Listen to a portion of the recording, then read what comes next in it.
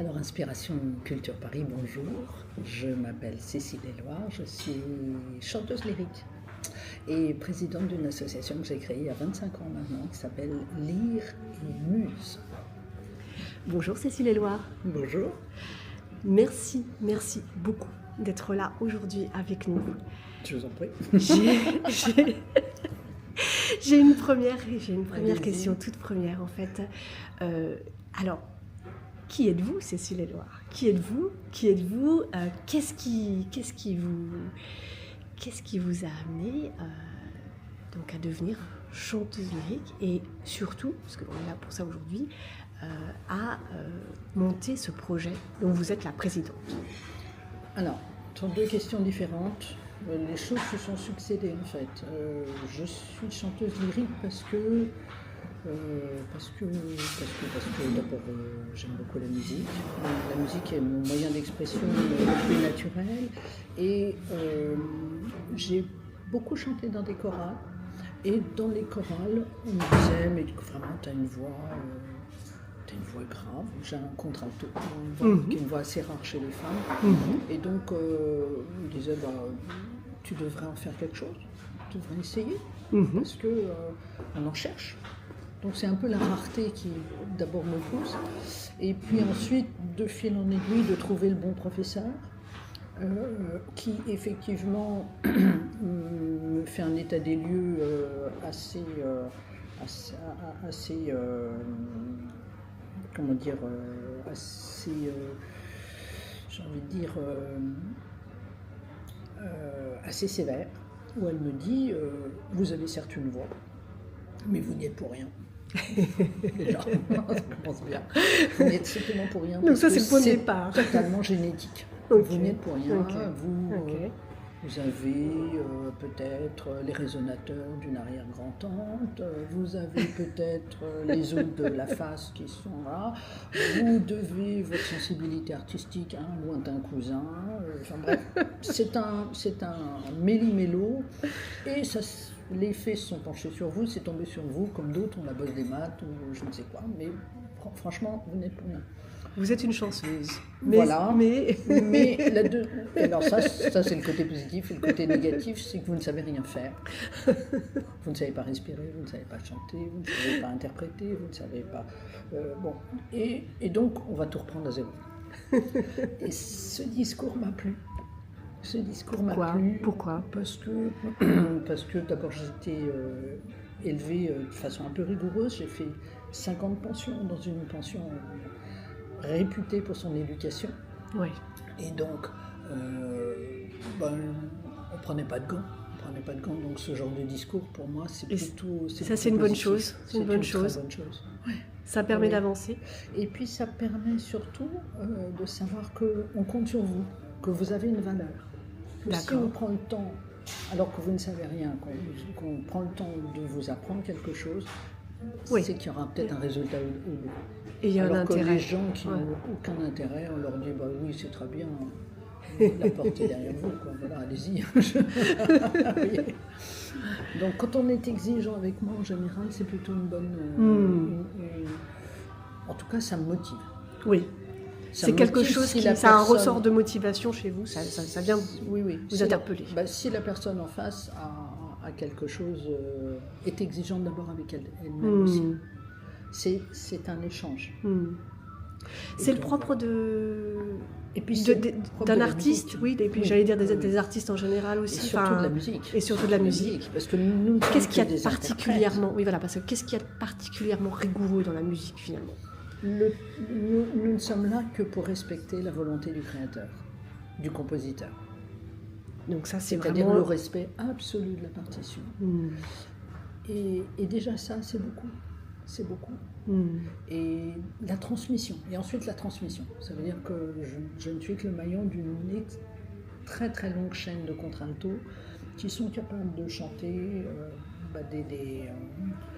des cantates de Bach, des oratorios, des mélodies, des opéras. Mais nous succédons. Et donc, c'est aussi l'idée qu'il faut transmettre, qu'il faut donner à entendre, Parce que donner à entendre donne la connaissance à de futures voix et à de futurs instrumentistes. Et le public là-dedans, en fait, il est... parce que la voix, c'est quand même un instrument particulièrement, comment dire, immédiat, j'aurais envie de dire. C'est Il y a un quelque instrument chose... qui touche obligatoirement, Ouais. parce que c'est la voix humaine, et qu'on est capable, et notamment à l'opéra, on est capable de faire des choses avec la voix que le commun des mortels n'est pas capable de faire. Encore une fois, c'est une morphologie au départ. C'est une personnalité, c'est un assemblage assez complexe d'une personnalité, d'une morphologie, d'une personne en bonne santé. Ouais. On ne chante pas bien si on est malade. Bien sûr. Malheureusement, c'est comme ça. Et alors tout ça, vous avez décidé donc, une fois devenue chanteuse, Éric, de le mettre au service d'une association, d'un projet. Alors non, c'est pas aussi altruiste que ça, faut être honnête. Alors c'est quoi la démarche? Parce que j'ai une fille et à sa naissance, eh bien, je suis encore de cette génération où les chanteuses n'ont pas d'enfants, ou alors si elles ont des enfants, elles les cachent, s'en occupent pas. Très vite, dans le métier, on considère que vous n'êtes plus chanteuse parce que vous êtes mère. Donc ça, c'est vraiment... Et ça, quand on mesure ça, une fois que ça arrive, qu'est-ce que ça... Vous vous en doutiez peut-être? Non, pas du tout. Donc ça tombe dessus une fois qu'on est mère? Oui, mais après on rebondit. On se dit, donc moi je me suis dit, je vais monter un festival pour rester auprès de ma fille le temps qu'elle soit autonome. Oui. Cécile Éloire, est-ce que vous voulez bien nous parler de en quoi consiste en fait les missions de cette association aujourd'hui? Qu'est-ce qui se passe concrètement dans les choses que vous organisez? D'abord, les événements c'est 20 ans de concerts, toujours servis par des musiciens professionnels et de grands internationaux, dans les très beaux lieux patrimoniaux de la capitale. Oui. Et depuis maintenant 7-8 ans, une action vers les hôpitaux d'abord. D'abord, j'ai été voir la PHP. La PHP, c'est les hôpitaux de Paris, d'assistance publique. C'est 40 établissements sur l'île de France. Donc c'est déjà une énorme institution. Et faire jouer des musiciens à l'hôpital, non pas pour que les musiciens se fassent plaisir, mais pour être utiles. Comment pouvions-nous être utiles, apporter un petit dérivatif, un petit temps suspendu? Un petit temps suspendu, parce que l'hôpital est très... D'abord, l'hôpital fait peur. Moi, j'étais jamais rentrée dans un hôpital. J'ai la chance d'avoir une bonne santé, donc j'ai dû aller à l'hôpital, je sais pas, 3 fois dans ma vie, et encore. C'est un lieu coupé du monde, normalement. C'était. Ils ont fait beaucoup d'efforts. Qu'est-ce qui se passe justement quand le musicien arrive? Alors il arrive quoi? Dans une chambre, c'est ça? Il peut jouer dans la chambre, oui. Parce que c'est tout l'intérêt d'un soliste à l'hôpital. Un soliste, ça veut dire un seul musicien qui vient avec son instrument et c'est une super visite en fait. Pour quelqu'un qui est dans son lit, qui est alité, c'est l'idée d'avoir un musicien qui va d'abord malheureusement, les gens n'ont pas beaucoup de visites. Donc déjà, c'est une visite. C'est une visite exceptionnelle parce que c'est un visiteur qui a un talent fou et qui, avec un instrument de musique, va venir il vous permet de vous évader de votre condition. Il vous permet d'oublier votre douleur. Il vous permet, pendant un petit moment, de rêver, de penser à des souvenirs heureux. Et ça, c'est merveilleux. Voilà. Et alors comment, est-ce que vous avez peut-être un souvenir en particulier, d'un moment en particulier avec un malade, enfin, d'une situation, Il y en a enfin, plein. ou quelque chose qui Ça reviendrait? ça marche partout, dans tous les services médicaux, et ça marche du premier au dernier jour de la vie. D'accord, vous voulez dire que vous êtes intervenu aussi dans les soins palliatifs, c'est ça? Ah, complètement. On a commencé en fin de vie et grande gériatrie. Et d'ailleurs, le premier concert qu'on a fait, on a offert à une très grande claveciniste française, qui est morte peu de temps après d'ailleurs, son dernier concert. Ouais. Et on ne le savait pas. C'est-à-dire que c'est le médecin, quand on est Ouais. parti, nous a dit, vous savez, parmi les quelques personnes âgées qui étaient là dans le couloir, qui étaient assises, les uns dans un fauteuil roulant, les autres dans un fauteuil, quelques infirmiers et médecins au bout du couloir, enfin tout le monde écoutait paisiblement, etc. Et en partant, il nous a dit, mais voilà, vous avez joué devant tel très grand artiste, et on ne l'avait pas reconnu. Alors que Ouais. c'est une femme qui a enregistré. C'était un hasard. C'était un hasard très heureux. Très heureux. Et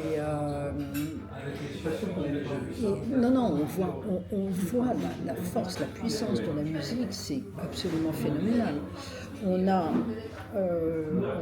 quelques jours après, on était en service de néonatalité, donc Oui. avec des bébés qui viennent de naître, qui ont 1, 2, 3 jours, Ouais, qui souvent, vous savez, font la jaunisse du nourrisson. absolument. Ils sont sous leur petite lampe bleue, Je vois avec bien. des petites lunettes, comme ça. Et les parents sont là. Et parfois, ils Ce sont des moments très pathologies. particuliers, c'est le premier moment de la vie. Oui, voilà. Ça sont des pathologies qui sont assez courantes. Parfois, il y a des enfants qui ont des pathologies beaucoup plus lourdes. Et il y avait un enfant qui était dans les bras de sa mère et qui était sur monitoring.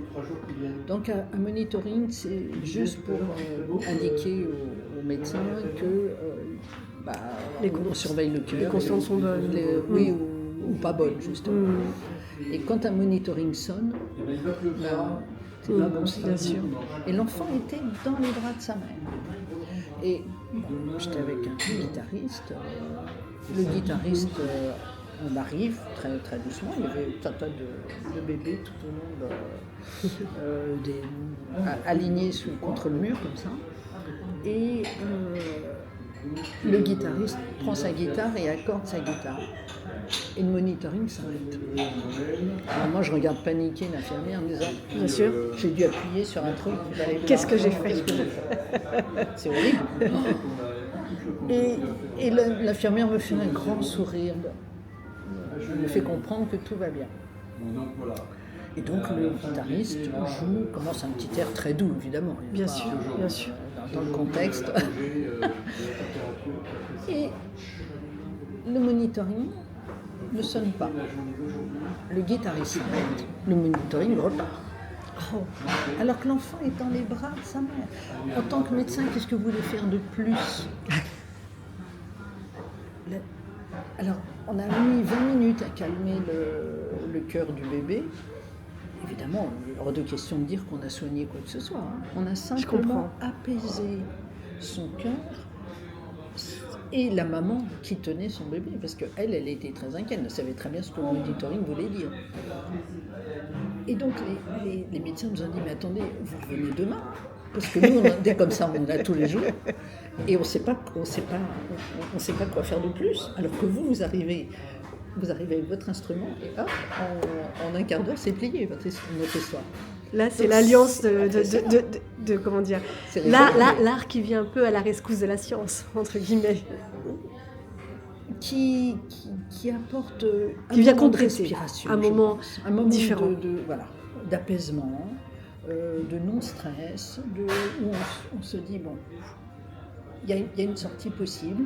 Maintenant, c'est au médecin de savoir Bien sûr. de quel médicament a besoin l'enfant. Bien sûr. Voilà, après... Mais peu de beau, ça fait pas de mal. Un peu de beau, voilà. Et ça, c'était assez spectaculaire. Et on se dit, mais c'est quand même un peu dommage de se priver de ça. Parce que faire travailler un musicien, c'est pas quelque chose qui coûte très cher.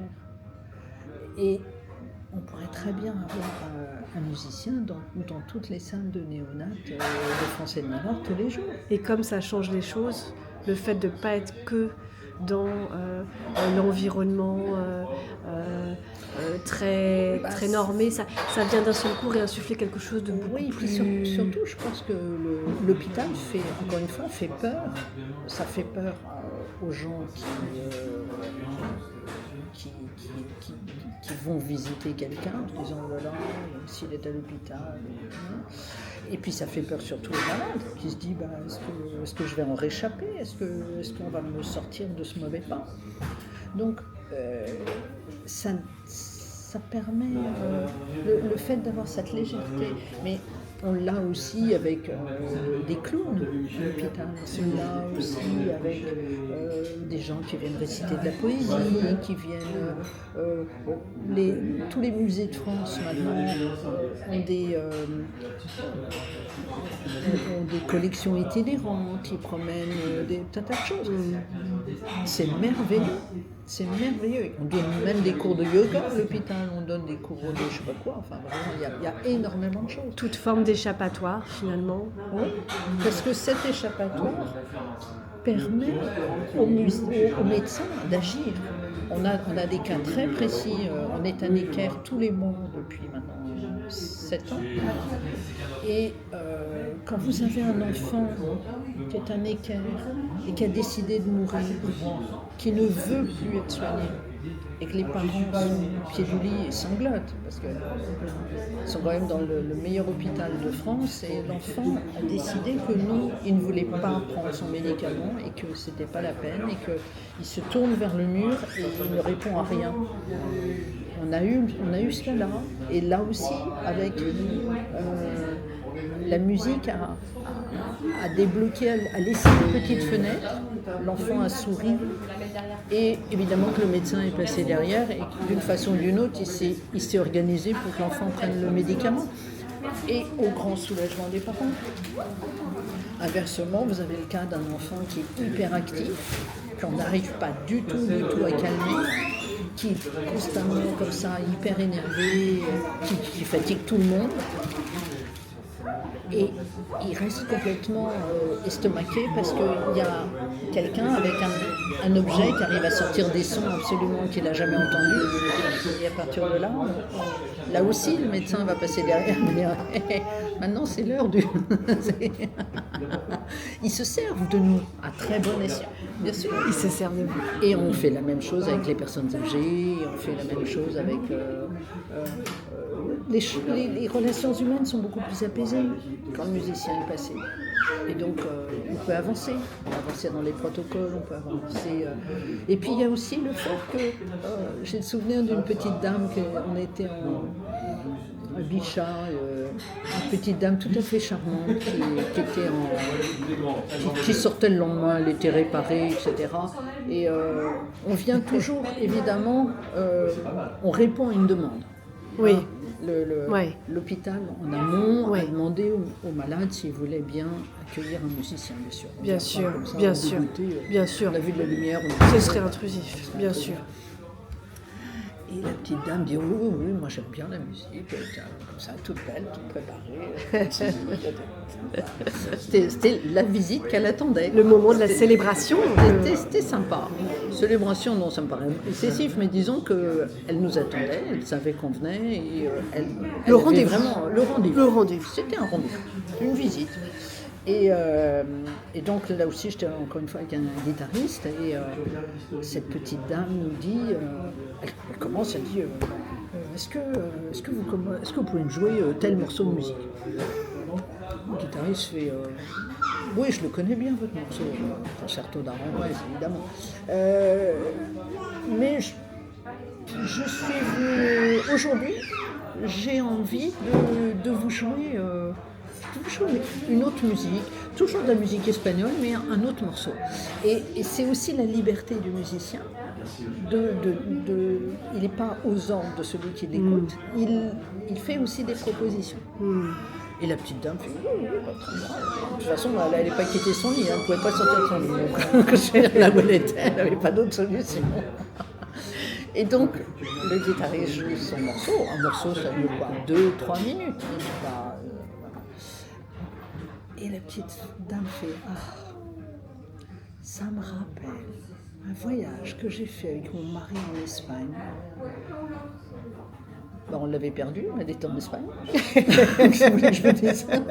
On est parti sur la pointe des pieds et on a laissé mamie en Espagne. Moi, j'ai trouvé ça. On avait gagné notre journée, quoi. Qu'est-ce que vous voulez faire de plus? Merci beaucoup, Cécile Éluard.